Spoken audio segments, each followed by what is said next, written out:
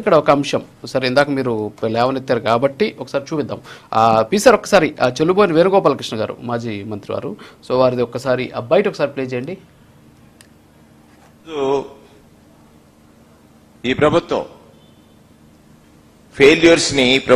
Failures ని ప్రశ్నించేటువంటి నాయకుల పైన కుట్రపూరితంగా కక్ష సాధించాలని చేసే ప్రయత్నాల్లో భాగమే ఈరోజు కారుమూరి నాగేశ్వరరావు గారి యొక్క అరెస్టు. కారుమూరి నాగేశ్వరరావు యాదవ సామాజిక వర్గానికి చెందిన బలమైన నాయకుడిగా ఎదుగుతున్న తరుణంలో ఒక కుట్రపూరితంగా ఆయన కుటుంబాన్ని వేధించడానికి ప్రభుత్వం పూనుకుంది అంటానికి ఒక నిదర్శనం. అంటే లేని ఒక మద్యం కుంభకోణం అనేటువంటి ఒక పదం వాడారు వాళ్ళు. జరిగింది ఓకే సార్, ఓకే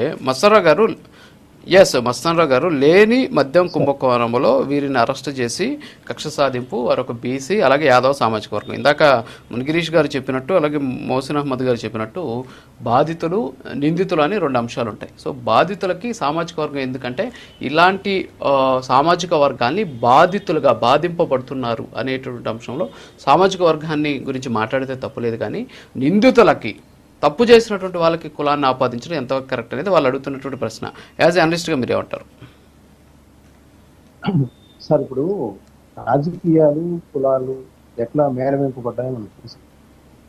ఇప్పుడు నేననేది ఏంటంటే అసలు అంబేద్కర్ గారి రాజ్యాంగం ప్రకారం నేరస్తుల కులం ఏంటి?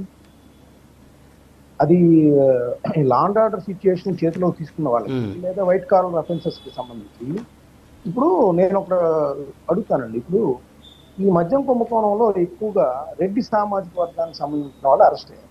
చెవిరెడ్డి గారు, మిథున్ రెడ్డి గారు, లేకపోతే విజయసాయి రెడ్డి గారు అరెస్ట్ కాలేదు, ఆయన ధనంజయ రెడ్డి గారు. మరి రెడ్డి సామాజిక వర్గాన్ని అణగదొక్కటానికి అనేది జగన్మోహన్ రెడ్డి గారు కానీ ఇప్పుడు మన రెడ్డి గారు కానీ ఎక్కడ చెప్పట్లేదే.